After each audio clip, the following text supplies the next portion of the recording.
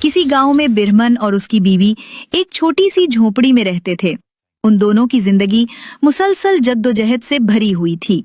उनका गुजारा सिर्फ जंगल से मिलने वाली चीजों पर होता।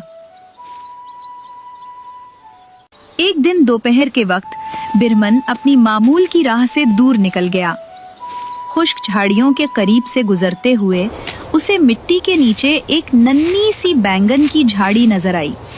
बिरहमन ने निहायत नरमी से उसके इर्द गिर्द की मिट्टी ढीली की और झाड़ी को हाथों में थाम लिया, जैसे कोई मुकद्दस चीज हो। घर की तरफ वापसी का सफर उस दिन मामूल से कहीं ज्यादा छोटा महसूस हुआ, क्योंकि उस बार वो भूख नहीं, उम्मीद अपने साथ लेकर जा रहा था।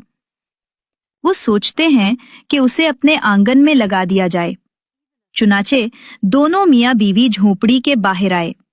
उन्होंने एक छोटा सा गड्ढा खोदा, मिट्टी हाथों से हटाई, फिर बड़ी मोहब्बत से पौधा टका दिया। कुछ ही दिनों में वो नन्हा सा पौधा बढ़ने लगता है। उसकी पत्तियां सब्ज मखमल की तरह चमकदार थीं और डंडी पर एक दिन एक खूबसूरत जामनी बैंगन नमूदार होता है। बैंगन बड़ा होता गया, यहाँ तक कि देखने वालों को हैरत होने लगी कि इतना बड़ा बैंगन किसी ने पहले कभी नहीं देखा। एक सुबह बिरहमन की बीवी ने सोचा कि आज ये बैंगन काट कर खाना बनाया जाए।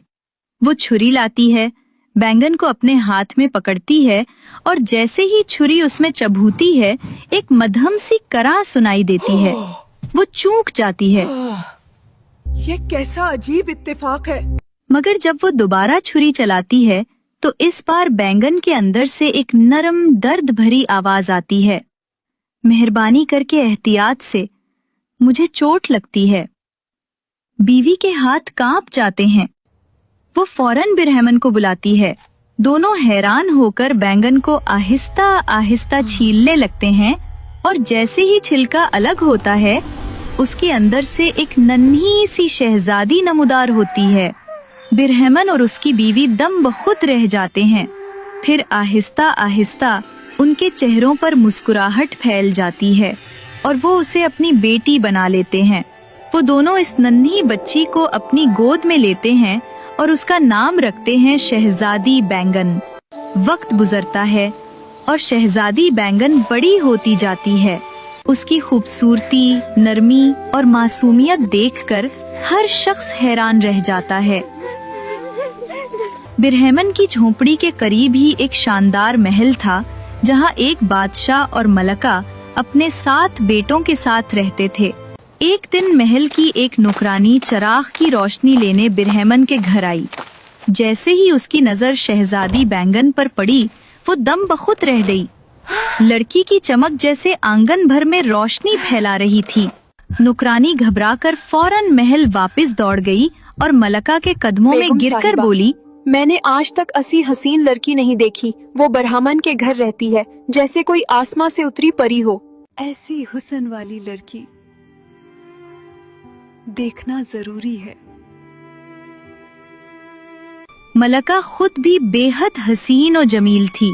गंदुमी रंगत, लंबी पलकें और सितारों जैसी आंखें, जिनमें नरमी भी थी और गुरूर भी। शहजादी बैंगन की तारीफ सुनकर मलका के दिल में जैसे किसी ने बर्फ रख दी। उसे महसूस हुआ कि कहीं बादशाह इस बिरहमन की बेटी के हुस्न के जाल में गिरफ्तार होकर उसे भुला ना दे। इसी ख्याल ने मलका के दिल में एक जहरीली चाल जन्म दी। अगले ही दिन उसने अपने कासिदों के जरिए शहजादी बैंगन, जो दरअसल बिरहमन की बेटी थी, को महल आने की दावत भेजी। अल्फाज इतने मीठे और नरम थे कि उनमें शक की गुंजाइश ही न रही। बेगम साहिबा ने मुझे महल बुलाया है।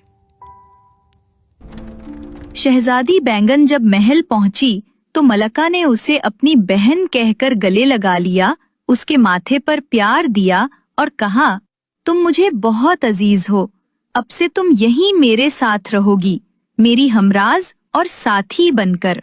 वक्त गुजरता गया। शहजादी बैंगन की मुस्कुराहट, नरमी और हुस्न ने पूरे महल को रोशन कर दिया, मगर मलका के दिल का अंधेरा बढ़ता गया। वो जादूगरी में माहिर थी और एक रात अपने बातिनी इल्म के जरिए उसे ये राज मालूम हुआ कि शहजादी आम इंसान नहीं बल्कि एक परी है जिसकी जान किसी न किसी और में छुपी है। मलका ने इरादा किया कि वो इस राज का पर्दा चाक करेगी। एक रात जब महल में सब सो गए, वो आहिस्ता से शहजादी के कमरे में दाखिल हुई। चांद की हल्की रोशनी बैंगन के चेहरे पर पड़ रही थी और वो नीम ख्वाब में मुस्कुरा रही थी। मलका ने ज़ेरे लब मंतर पढ़ना शुरू किया। उसके लबों से निकलते अल्फाज फजा में घुलने लगे और शहजादी के होंठ खुद ब खुद हरकत करने लगे।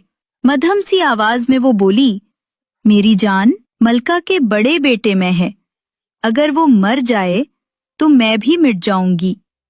मलका के चेहरे पर एक सफ्फाक मुस्कुराहट फैल गई।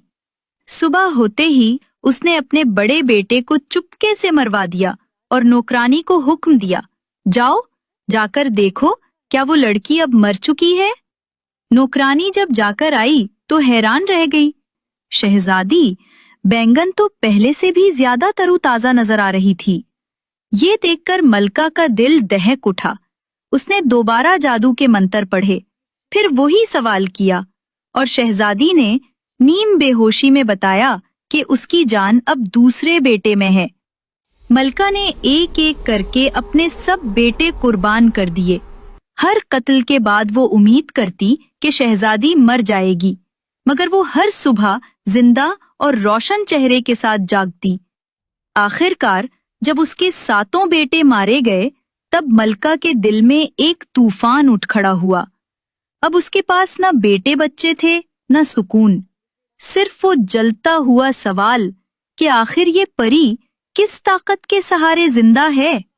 आखिरकार मलका और भी ताकतवर जादू करती है। शहजादी नीम बेहोशी की हालत में बताती है कि उसकी जान एक 9 लाख रुपए के हार में है। वो हार एक नन्हे से बक्से में बंद है।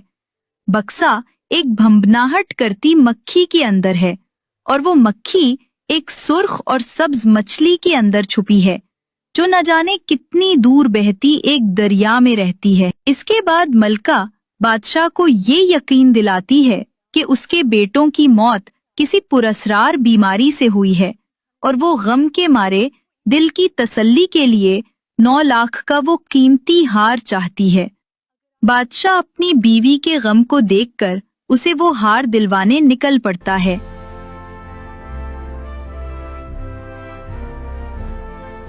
आखिरकार उसे वो सुर्ख और सब्ज मछली मिलती है जिसके अंदर भंभनाती मक्खी छुपी थी, और उसके अंदर वो नन्हा बक्सा और उसमें वो जादुई हार। मलका उस हार को पाकर खुश हो जाती है।